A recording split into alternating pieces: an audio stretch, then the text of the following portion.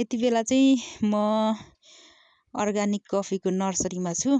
कफीको बिरुवा लिनलाई आएको मैले हैन, बिरुवा किन्न लाग्दैछु।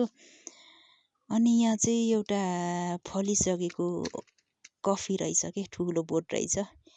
मैले टिप्नु पनि पर्यो के, देख्नु भयो भने मार्नुहुन्छ हैन, तर नदेखिकन त केही पनि हुँदैन नि त, थोरै उपत्र त गर्नै पर्यो नि त। यति धेरै बिरुवाहरू किन्दैछु अनि यति पनि गरेन भने त हैन। अब चाहिँ लागौँ बिरुवातिर। यहाँ चाहिँ 20वटा भन्दा बढी कफीको बिरुवा छ, ठुलो सानो गरेर हैन। म ठुलो चाहिँ ल्याइन किनकि ठुलो मर्छ होला भनेर म सानो सानो मात्रै ल्याएँ। यसरी बोरामा चाहिँ माटो सहित यसलाई प्याक गरेर चाहिँ म लगिरहेको छु रोप्नलाई। हाम्रो चाहिँ टोलमा चाहिँ प्रत्येक घर घरमा त्यही एउटा बिरुवाको 20 रुपियाँ गोटाले 2-4टा बिरुवा, योभन्दा कति 2-3 वर्ष अगाडि चाहिँ कृषिले दिएको थियो हैन, संस्थाले भनौँ, तर मर्यो के। अनि फेरि म ल्याउँदैछु रोप्नलाई, सायद यो चाहिँ बाँच्छ होला। मेरो घरमा चाहिँ फल्न थालेको कफी चाहिँ एउटा छ है। त्यसपछि फेरि मलाई कफी चाहिँ मन पर्न थाल्यो कि मलाई, त्यही भएर मैले चाहिँ रोप्नको लागि चाहिँ बिरुवा लिएर आउँदैछु। हेरौँ अब मर्छ या बाँच्छ थाहा छैन हैन। निकै राम्रो लाग्छ कि कफी चाहिँ मलाई, र फेरि कस्तो राम्रो पनि देखिने हैन, बारीकाल हरियाली पनि देखिन्छ। पहिला चाहिँ फल्नु थालेको हाम्रोमा 3 बोट जति थियो। त्यति बेला हामीले चाहिँ चियाहरू खानलाई चाहिँ हामी कफी नै युज गर्थ्यौँ हैन, आफैले बनाएर। पछाडि सबै मरेर अहिले एउटा मात्रै छ, त्यही भएर फेरि रोप्नको लागि चाहिँ मैले लिएर आउँदैछु। घर पुग्नु गाह्रो भयो, माटोसँगै छ नि त हैन, अनि गरम छ के।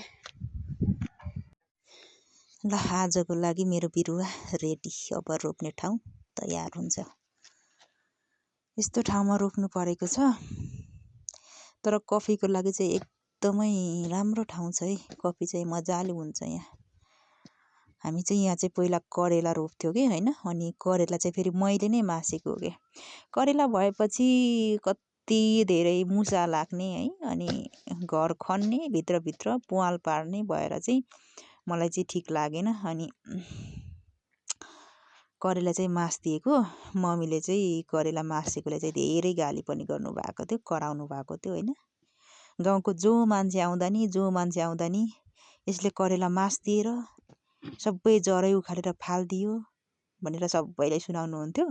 तर अहिले त छोरीले राम्रो गरेछ भनेर पत्याउनुहुन्छ। मैले बिरुवा पनि रोपिसकेँ।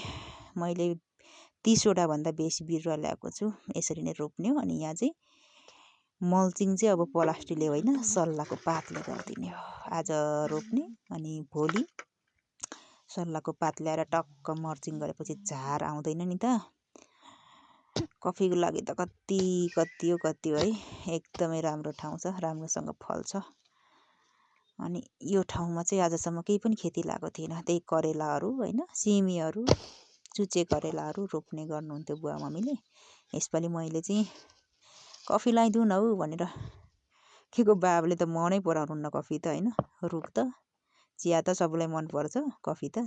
अनि एउटा ठुलो रुख छ, मैले रोपेको त्यही 1 वर्ष 1.5 वर्ष भयो होला, त्यो त उखालेर फाल्ने भन्दै हुनुहुन्छ, तर म दिएकै छु।